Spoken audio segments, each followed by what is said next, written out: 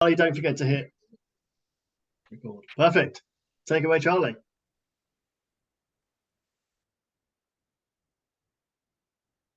About 5 minutes after I had the call from our VPE to ask whether I do a speech tonight, I had this email, and I wanted to read a line to you from this email, not from him, from someone else. It said, "Dear Charlie, I've been tasked this month with finding a handful of industry leaders, and you've made the cut this month. And we're talking Branson, Gates, Musk, Bezos, and Wachowski. So pretty much the big five. Now, I know what they're trying to do. They're trying to flatter me. I believe the modern expression is blow smoke. I think that's what they're trying to do. I didn't fall for it. I'm not such a pushover. But it did really make me start thinking about praise. Mr. Toastmaster, fellow Toastmasters, welcome guests. I really wanted to think about praise and how we use it, but more importantly, how we misuse it. How praise is often, could I say, weaponized to be able to manipulate and exploit and get people to do what they may not want to do. So there's a mantra, isn't there? There's a mantra that says we all love praise. We all love it when someone says something nice, something kind, when they really appreciate something we've done well, or a way we look, or a way of being. And there's also this other mantra, is that we all love giving praise because we love to see that look on their face when we have said that we think that they're wonderful or charming or intelligent or hardworking or committed, whatever. But is this really true? Is this really, really true? I think that there are an awful lot of problems with praise. Quick survey. Has anyone had the experience of being given false praise, or what, like I read out to you, manipulative praise? Praise when you think someone is saying something lovely to me because they just want me to do something. Ryan, you're giving us a nod. Just share very briefly. What's happened to you?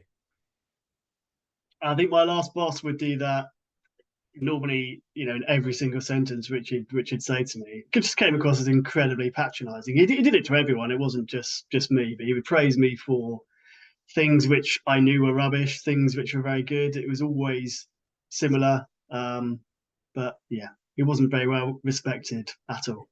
So that's really interesting. Disrespected because of the way he gives his praise. And what about the other one? What about, have we ever given praise just to get someone to do something? We are 4 parents in this room. I bet our bottom dollar, we've all done that. Get the buggers to get to sleep, right? We've done that type of thing. We say something to make them feel good.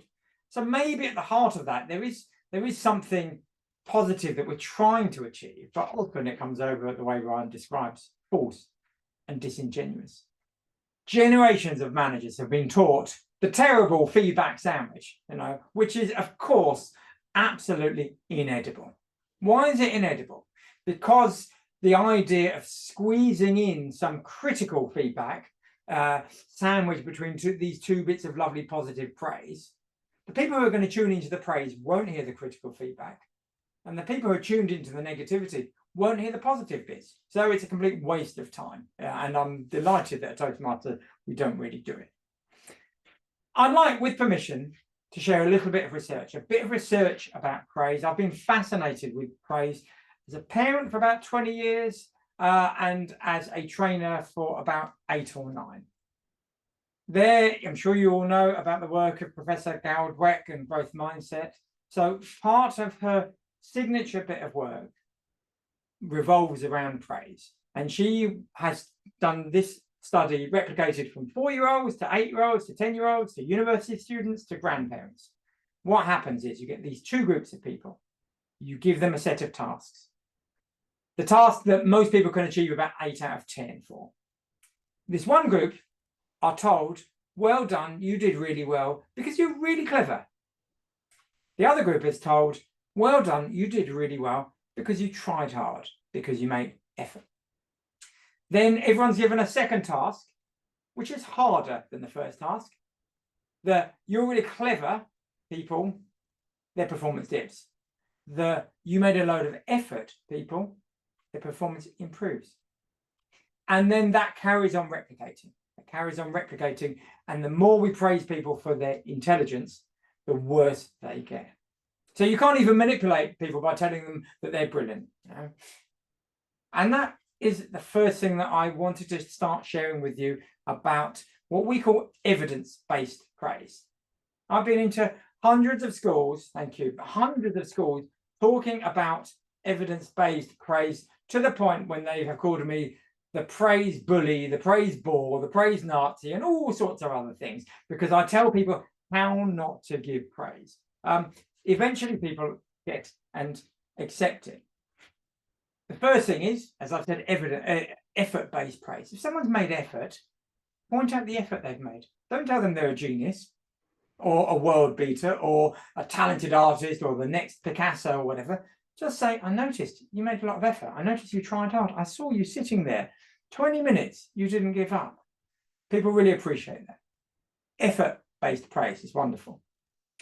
The second thing is what's known as descriptive praise.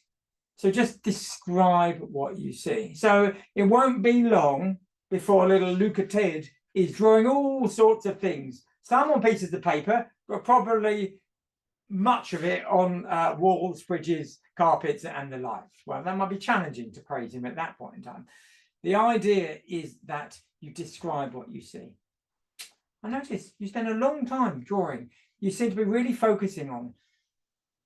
And I noticed that made me feel really happy to see that. We describe what we see. It can be really, really powerful. The third thing, instead of giving people praise, just ask a question. Just ask a question. If someone said, I got a 10 out of 10, or I got the contract, or I got an A, or whatever, you can say, wow, how did that feel? What did you do? What worked? Put on your best affirmative smile and just let them talk about it. They won't notice that you didn't tell them they're wonderful, enormous, a genius, any of those things. So praise can be great. It can be fantastic.